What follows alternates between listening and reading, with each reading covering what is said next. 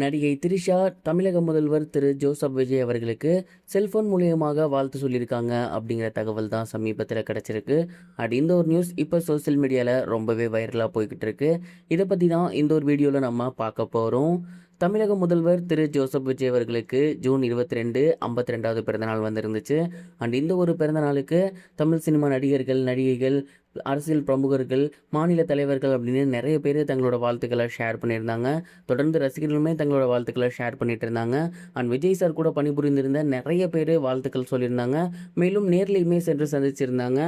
அந்த விதத்தில் நிறைய ரசிகர்களால் எதிர்பார்க்கப்பட்ட ஒரு விஷயம் அப்படின்னா, திரிஷா வாழ்த்து சொல்லுவாங்களா, இல்லை ஃபோட்டோஸ் ஏதாவது வெளியிடுவாங்களா, ஏதாவது நியூஸ் சொல்லுவாங்களா அப்படிங்கிற மாதிரி எதிர்பார்த்துட்டு இருந்தாங்க.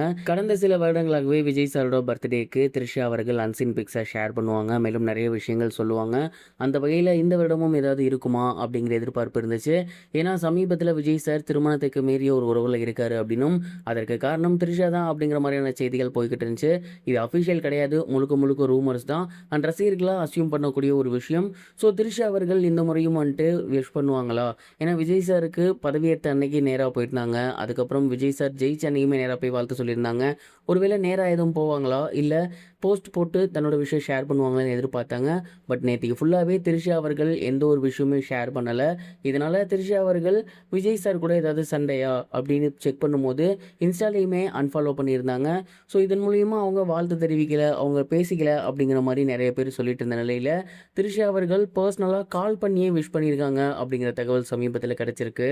முதல் ஆளாகவே முதல்வர் விஜய் அவர்களுக்கு திரிஷா கால் பண்ணி விஷ் பண்ணியிருக்காங்க. தொடர்ந்து மக்களுக்கு நல்லாட்சி கொடுங்க அப்படிங்கிற மாதிரியான விஷயங்களையும் சொல்லியிருக்காங்களாமா.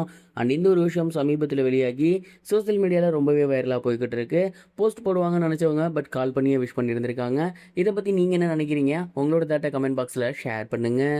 இது ஒரு புறம் இருக்க, பிரபல நகைச்சுவை ஆங்கரான பிரியங்கா தேஷ்பாண்டே அவர்கள் அம்மாவாக இருக்கேன் அப்படிங்கிற விஷயத்த ரொம்பவே ஃபன்னியாக சோசியல் மீடியாவில் ஷேர் பண்ணியிருக்காங்க. விஜய் டிவியோட பில்லர் அப்படின்னே சொல்லக்கூடிய ஒரு ஆங்கர் தான் பிரியங்கா தேஷ்பாண்டே. சமீபத்தில் இவங்க டிஜே வசிச்சாச்சு அப்படிங்கிறவங்கள செகண்ட் மேரேஜ் பண்ணிக்கிட்டாங்க. அதுக்கப்புறம் மிகப்பெரிய அளவில் ஷோஸ் பண்ணுறதில்ல, ஃபாரினில் தான் இருந்து வந்துட்டு இருக்காங்க. இந்த ஒரு நிலையில் அவங்களோட சோசியல் மீடியா பேஜில் வீடியோ ஒன்று வெளியிட்டிருந்தாங்க. அதில் ரொம்பவே என்ஜாய்மெண்ட்டாக டான்ஸ் ஆடி இருக்க மாதிரியும், கேப்பில் மாம் அப்படின்னு எழுதியிருக்கக்கூடிய ஒரு கேப்பையும் போட்டிருந்தாங்க. இதன் மூலிமா அவங்க ப்ரெக்னென்ட் ஆகியிருக்காங்க அப்படிங்கிற நியூஸை ரொம்பவே ஹாப்பியாக அவங்களோட சோசியல் மீடியா பேஜில் ஷேர் பண்ணியிருக்காங்க.